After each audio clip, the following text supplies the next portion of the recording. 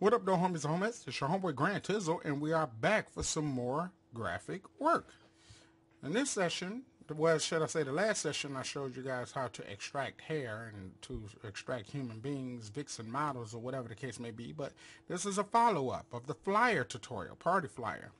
Now, this is going to be a generalized type of thing. I'm not, trying not to keep you here forever, but we're going to have a little bit of fun while we're putting it all down. So we're going to start off with a blank canvas, and we're going to start off with a color, and that color is going to be blue. But what I'm going to do, I'm going to put a dark first, bam. Then we're going to add another layer, and this is going to be pretty much the primary color that I actually want to use, which will probably be more of a royal blue. Boom.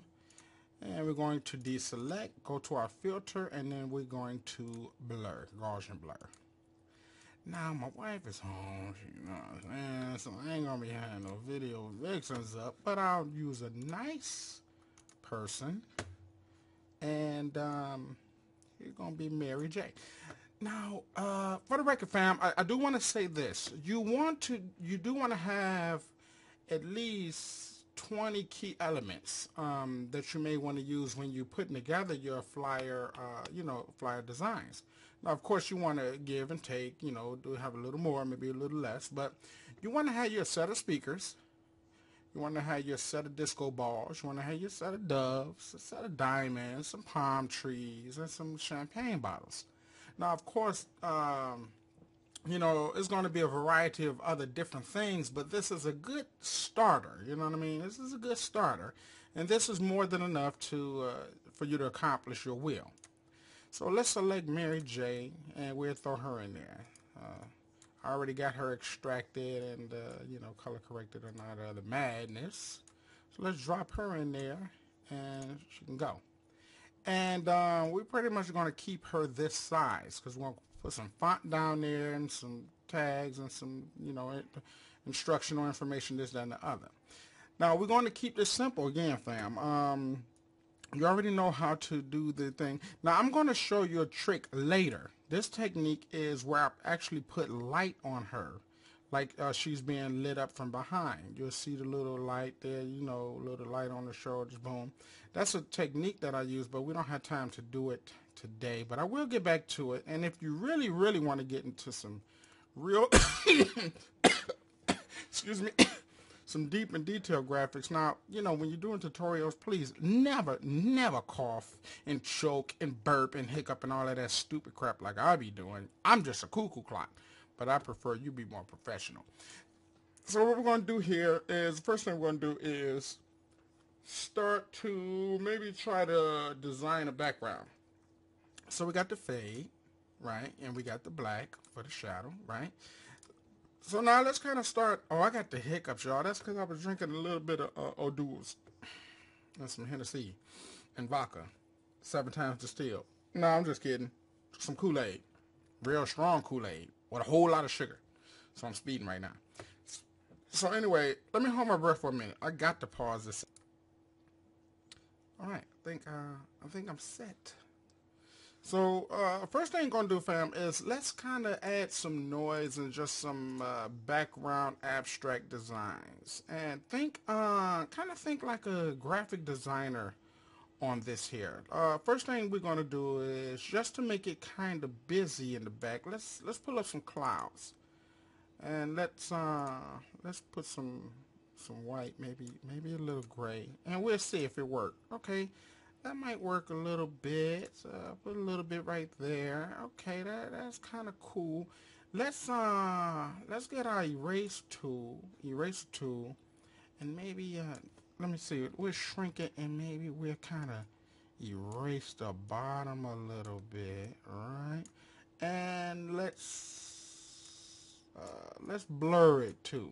Let's blur it. I'm gonna turn this up, and we'll blur the bottom. We'll blur the bottom. And this is a kind of, Bob Ross type of technique. You know what I mean? And maybe it's, let me see, smudge. Maybe we can, yeah, that's a little bit.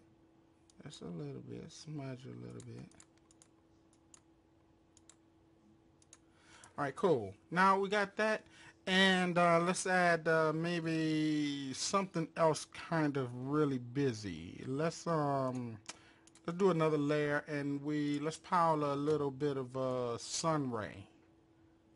And if you want to know where I get all these brush tools from, brusheasy.com. Everybody know that. Come on. So we're going to expand this, and I'm going to hit it. Boom.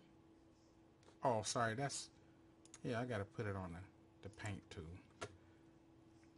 But anyway, fam, you get it from Brush Easy, and I download hundreds and hundreds, because I never know what I need, so I even download things that I don't even know I'm going to need later. Okay, boom. And what we're going to do is we're going to turn opacity down. All right, and let's get our eraser and kind of fade that in down here. Boom. All right. And let's add some other things, other little elements. We'll go up here and let's get some polka dots. Try to find some polka dots. Now, the reason, if you want to know, the reason why I'm kind of, making it, busy and things like that, fam, is because it look good and it looks productive. Now, right here, let me back this up real quick. We're not going to do that. What I'm going to do is go to my brushes. I'm going to go to my brushes, and I'm going to turn this like so. So all we do is get the small little dots. You see? And then we're going to come and turn the dots down so it won't be so apparent. And then we're going to go and get our eraser tool. Erasure. The heck am I talking about? And kind of do it like that. So we got a little bit of something going on in the background. All right, just a little something going on in the background. And we're going to come back to this. Let's start adding some elements. So the first thing we're going to do is create another layer. I'm going to go into a file that I already got, and let's put this disco ball. Put that disco ball in the back. Now, I like to save all my files as PNG, and this should have saved as a PNG file, fam. Oh, it didn't.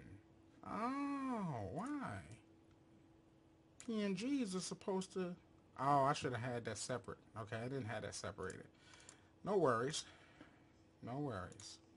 Just go to the tolerance. 11. Oh, that's too much. 1.